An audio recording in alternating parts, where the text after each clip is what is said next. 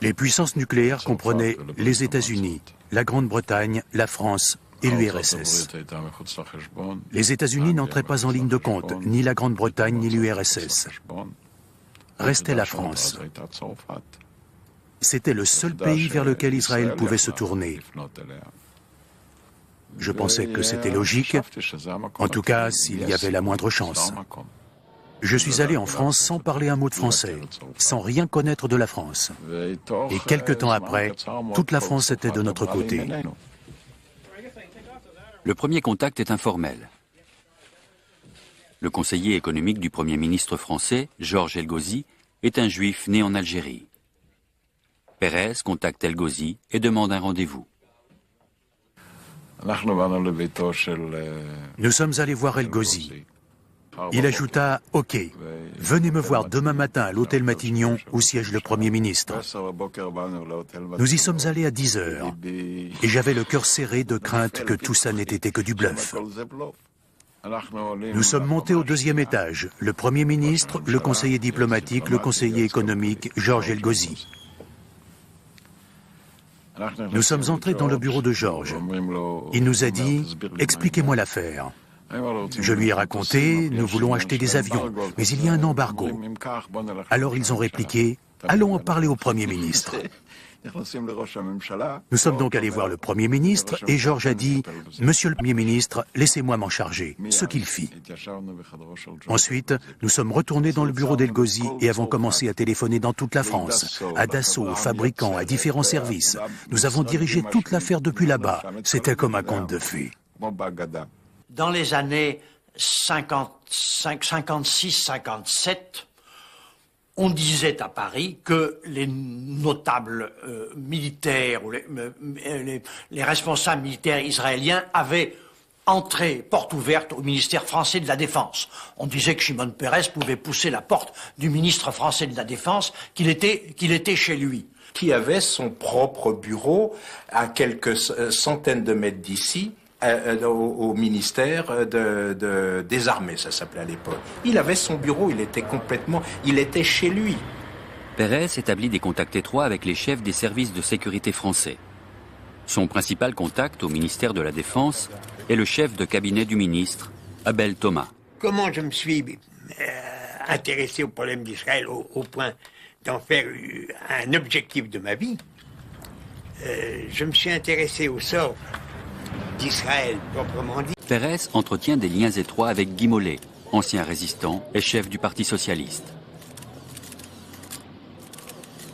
À la veille des élections de 1956, Guy Mollet dirige le Front républicain, formé par le centre et la gauche. Les sondages lui prédisent une défaite. Et l'incroyable s'est produit. Il est devenu Premier ministre. La nuit où il a été nommé Premier ministre, il m'a appelé à Tel Aviv et m'a dit « Shimon, je suis Premier ministre, venez dîner. Et je tiendrai toutes les promesses que je vous ai faites. » La principale demande qui m'était faite par Shimon Peres et ses amis quand je les ai rencontrés secrètement la première fois à Paris, c'est si nous ne recevons pas 270 chars, notamment, nous ne pourrons pas résister à l'offensive de Nasser et nous allons être détruits. Si nous ne sommes pas aidés puissamment à pouvoir nous défendre, nous n'existerons plus. Autrement dit, nous allons redevenir des juifs errants. La nationalisation du canal de Suez par Nasser donne à la France et à la Grande-Bretagne un prétexte pour attaquer l'Égypte. Malgré l'opposition de la Grande-Bretagne, les Français associent Israël au projet. Les trois partenaires se réunissent pour préparer la campagne. La rencontre a lieu dans une maison privée à Sèvres, près de Paris. À Sèvres, quand tout a été terminé, j'ai dit à Ben Gourion, il y a encore un point qui n'est pas réglé, la question nucléaire. Avant de donner votre accord, laissez-moi m'en charger. Et il a accepté. Je suis allé voir Guy Mollet et Pinault, le ministre des Affaires étrangères, et je leur ai dit, mes amis, cela ne fait pas partie des négociations. Nous prenons un risque énorme, mais voici ma requête. Et ils ont accepté. Vous avez demandé le réacteur? Pas seulement. J'ai demandé d'autres choses aussi. L'uranium et tout le reste. Je suis allé voir Ben Gourion et je lui ai dit « c'est réglé ». Voilà comment ça s'est passé. Il s'est constitué petit à petit un petit club, mais où la majorité, même des gens du gouvernement, n'étaient pas au courant de ce qui se tramait. C'est un club d'une vingtaine, trentaine de personnes. C'est deux États qui vont être au plus haut niveau, au plus secret niveau, totalement enchevêtrés, totalement liés. Et ce qui est important de savoir, c'est qu'il n'y a eu aucune décision on est pourtant dans un régime d'assemblée à l'époque en France, où l'assemblée, théoriquement, est très puissante. Or, l'assemblée n'a jamais pris une décision pour ça. Shimon Peres rencontre le Premier ministre français, Guy Mollet. Guy Mollet a été là, traité. Alors, il a surtout dit, Guy Mollet, à Shimon Peres, a dit je ne veux pas laisser tomber nos amis israéliens, alors que pour eux, ils nous ont expliqué que c'était une question de vie ou de mort. Pierre Péon écrit dans son livre que c'est Abel Thomas qui a poussé la France à livrer à Israël les moyens de développer une bombe nucléaire. Abel Thomas ne le nie pas. Mais la plus belle preuve, c'est que, comme moi, étant responsable de la défense, et sachant que Israël risquait de mourir... Le ministre de la Défense, Maurice Bourgès-Monouri, soutient l'idée avec enthousiasme, au même titre que le ministre des Affaires étrangères, Christian Pineau. Monsieur Guy Mollet, président désigné. Mais Guy Mollet hésite. La décision est entre les mains du haut-commissaire français à l'énergie atomique, Francis Perrin. Et Shimon Peres m'a dit, tu connais bien Perrin, tu l'as connu, va lui rendre visite pour lui démontrer que nous, on ne peut pas laisser tomber nos amis israéliens. Alors quand je suis allé voir Perrin, Perrin m'a dit, quel est l'intérêt de la France? Je lui ai dit, l'intérêt de la France, c'est que en échange, nous aurons enfin des brevets que nous n'arrivons pas à connaître. Et je ne sais pas si c'est ça qu'il a décidé. En tout cas, nous avons reçu... Francis Perrin a donné un coup de fil à Guy Mollet le lendemain de ma visite en lui disant qu'il donnait son approbation pour qu'on fournisse la bombe atomique à Israël. Ça a été cela. Fin 1958, alors que les travaux préliminaires d'infrastructure sont achevés et que le squelette de la structure se dresse déjà dans la plaine sablonneuse proche de Dimona, les constructeurs du réacteur subissent un coup dur. Le président Charles de Gaulle donne l'ordre d'interrompre la collaboration française dans la construction de Dimona. Mais en réalité, il se passe une chose étrange. L'aide française continue d'affluer pendant presque 2 ans. Les responsables du commissariat à l'énergie atomique et des hauts fonctionnaires en charge de la sécurité, y compris le ministre de l'énergie atomique, Jacques Soustel, passent outre aux instructions de Gaulle. Qui plus est, ils omettent de donner au président toutes les informations sur l'étendue de l'aide nucléaire à Israël. Je ne peux pas comprendre qu'en ce domaine, le général de Gaulle n'ait pas été obéi. Qu'il y ait eu, à l'intérieur de l'État français, sur des questions comme celle-là, des questions de stratégie, de défense, de technologie militaire, qu'il y ait eu une désobéissance forte au général de Gaulle. Je ne comprends pas comment des divergences, des désobéissances ont pu se manifester à l'égard du général de Gaulle. Elles sont constatées, c'est un fait. Ce n'est qu'en 1960, alors que de Gaulle est au pouvoir depuis 2 ans, et peu de temps après la démission de Soustel, que l'entourage présidentiel découvre tous les détails sur l'aide nucléaire à Israël et la collaboration militaire entre les 2 pays. Le général de Gaulle ne va pas être prévenu tout de suite de cet engagement sur la bombe. Et il va falloir près d'1 an et demi qu'il soit au courant de tout. Pourquoi il n'est pas au courant? Parce qu'il y a dans le système les gens du club qui font en sorte de donner que des bouts d'informations. Rien ne peut détourner Ben Gourion de son objectif, pas même la nouvelle donne à Paris. Pour Tel Aviv, il est urgent d'acquérir des systèmes de portée pour ses armes atomiques, et notamment des missiles.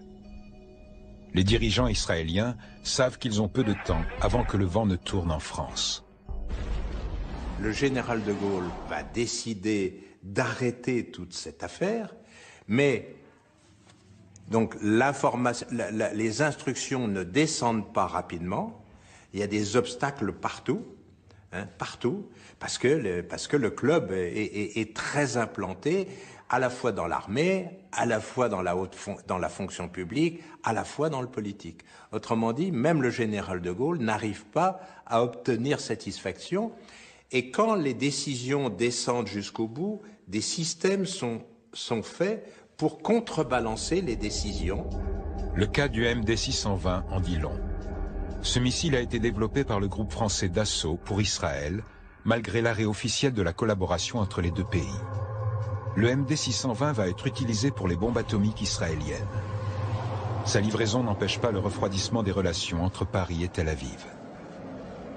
Cette conspiration du silence au sein des milieux dirigeants français explique la fureur du président de Gaulle, qui ordonne à son ministre des Affaires étrangères, Maurice Couve de Murville, d'informer immédiatement Israël de l'embargo nucléaire.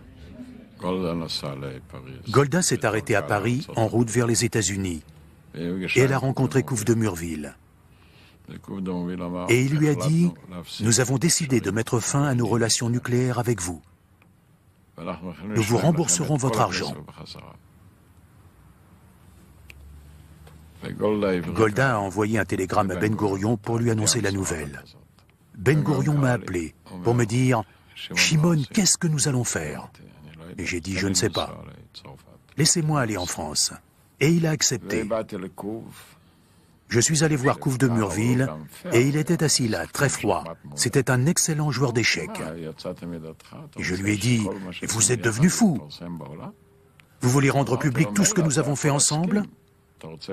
Vous pouvez être d'accord, mais voulez-vous qu'Israël risque autant pour vous? Nous avions un arrangement honnête.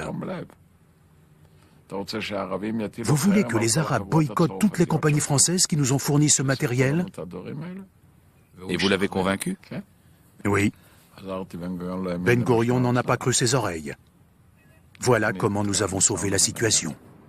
L'embargo décrété par De Gaulle retarde l'achèvement du projet nucléaire de quelques mois, mais il n'y met pas fin comme il le voulait. Des sociétés françaises continuent à travailler ici jusqu'à ce que l'usine nucléaire et les équipements adjacents soient terminés. Certains des travaux sont transférés à des sociétés israéliennes. Finalement, malgré l'embargo, la construction est terminée dans les délais. L'ambassadeur américain, Walworth Barbour, lui remet une lettre très sèche de Kennedy. Aucun président américain ne s'était jamais adressé en ces termes à un premier ministre israélien. Le président exige d'Israël des informations fiables sur ses projets nucléaires et prévient que si ces informations ne sont pas communiquées aux États-Unis, l'aide américaine à Israël en sera affectée. Kennedy écrit « L'engagement américain envers Israël et le soutien que nous lui apportons sont susceptibles d'être gravement affectés si on nous donne l'impression que nous ne pouvons pas obtenir des informations fiables sur un sujet aussi vital pour la paix. » Kennedy est assassiné à Dallas le 22 novembre 1963. Lyndon Johnson prête serment comme président. Il invite le Premier ministre Levi Eshkol à son ranch au Texas. Le président Johnson était très attentif à la communauté juive américaine. Il savait qu'il ne ferait rien qui compromettrait cette relation. C'était de fervents supporters du président Johnson, et il aimait ses supporters.